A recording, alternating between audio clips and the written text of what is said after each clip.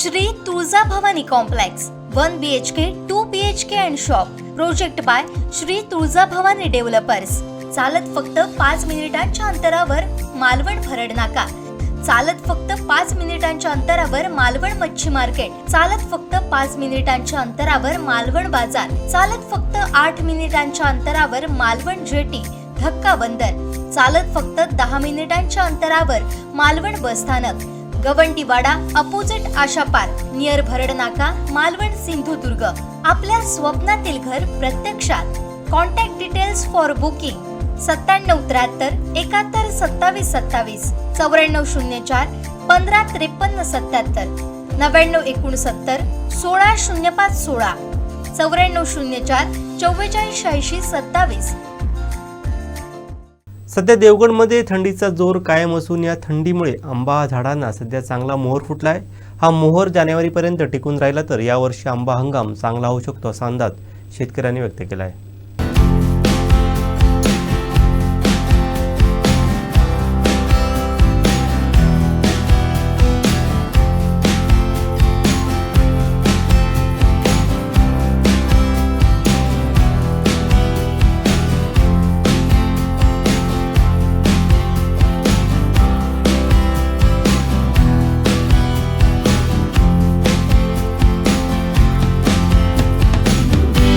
माझं नाव श्यामल जोशी. सध्या थंडीचा कडाका वाढलेला आहे. काही प्रमाणात वाराही आहे. हे जे काही वातावरण आहे हे आंब्यासाठी पोषक असतं. आपण बघू शकाल की बरीचशी कलमं मोहरलेली आहेत. पण सतत बदलत्या वातावरणामुळे शेतकऱ्यांना तेवढी चिंता पण वाटते की जरी मोहर आला तरी फळधारणा त्यांना हवी त्या प्रमाणात होईलच असं सांगता येत नाही. कारण सध्याची परिस्थिती बघितलीत तर 20 ते 25% एवढी फळधारणा झालेली आहे.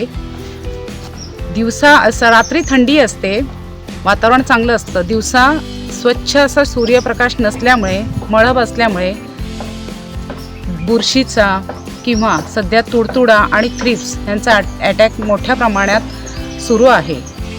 त्यामुळे मोहर हा करपतोय, त्याला करपा रोग असं म्हणतात. तर मोहर करपून जातोय आणि त्यामुळे फळ सेटिंग पाहिजे त्या प्रमाणात होत नाही आहे. असंच जर वातावरण राहत असेल किंवा सतत बदलत असेल तर शेतकरी हा चिंतेतच असेल नक्की.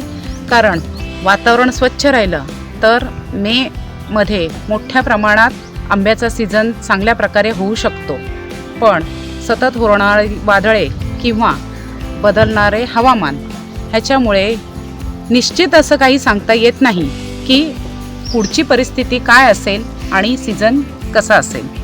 ही बाग आपली 380 इथे कलमं आहेत. त्याच्यामध्ये 80 ते 85% हे देवगड हापूस आंबा आहे. त्याच्यानंतर पायरी आहे आणि त्याच्यानंतर केसरची काही प्रमाणात झाडं आहेत.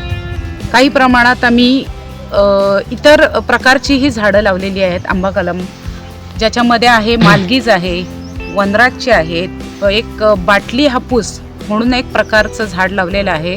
त्याची चव साधारण हापूससारखी असते पण तो आकाराने बाटलीचा असतो, त्यामुळे त्याला आम्ही बाटली हापूस असं नाव दिलेलं आहे.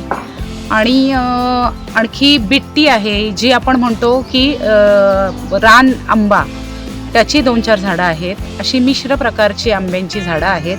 पण मेजर ऑफ देवगड हापूस आहे. त्या फवारणीचा हंगाम सुरू आहे कारण मोठ्या प्रमाणात तुडतुडा आणि थ्रिप्स ह्यांचा अटॅक आहे. त्यासाठी जी नेहमीची फवारणी असते त्याच्यापेक्षा जास्त टप्पे फवारणीचे घ्यावे लागणार आहेत. त्याच्यानंतर त्यामधून जो टिकेल तो आंबा सेट होणार आणि पुढे त्याची फळधारणा होणार. दुसरी गोष्ट एक आहे की दिवसभर असं ढगाळ वातावरण ज्याला आपण मळब म्हणतो ते वातावरण असल्यामुळे बुरशीचंही प्रमाण मोठ्या प्रमाणात उद्भवू शकतो. त्याबरोबरच सध्याचा हा हंगाम आहे किंवा सीझन आहे हा थोडा 15 ते 20 दिवस पुढे जाऊ शकतो. कारण ह्या सगळ्या बदलत्या वातावरणाचा सीझनवर नक्कीच परिणाम होणार आहे. आता जे काही वातावरण आहे सतत बदलत आहे, मळब होत आहे, ज्यामुळे काय होतं की मोठ्या प्रमाणात चिकट असं ज्याला आपण काय म्हणतो, ज्यामुळे मोठ्या प्रमाणात कलमांवर खार पडते. खार पडल्यामुळे काय होतं, आंबा जरी सेट झाला, मोठा झाला, प्रोसेसिंगमध्ये जरी तो पिकण्याच्या आला तरीसुद्धा त्याच्यावर खारेचे जे स्पॉट येतात ब्लॅक कलरचे, मग असा आंबा असेल तर त्याच्यासाठी आम्हाला आणखी त्याच्यावर कष्ट घ्यावे लागतात किंवा ते धुणे स्वच्छ, त्याच्यानंतर त्याचं पॅकिंग करणे, ह्या सगळ्या प्रक्रियांना सामोरे जावं लागतं. करपा रोगामुळे काय होतं, मोहर जो सुकतो, वाळतो, तो प्रोसेसिंगमध्ये मोठ्या झालेल्या आंब्यांना चिकटला की त्याच्यामुळे पण आंब्यांना एक प्रकारचा स्पॉट येतो आणि ज्यामुळे आंबा डागाळलेला होतो. तर अशा सगळ्या सिच्युएशनला सामोरे जावं लागतं आणि ज्यामुळे मग लेबर वर्क्स मोठ्या प्रमाणात वाढतं. आमचे दिवसभरातले सर्व अपडेट्स, ताज्या घडामोडी आणि थेट लाईव्ह पाहण्यासाठी सबस्क्राईब करा, लाईक करा कोकणचं नंबर 1 महा चॅनल कोकण 7 लाईव्हचं YouTube चॅनल.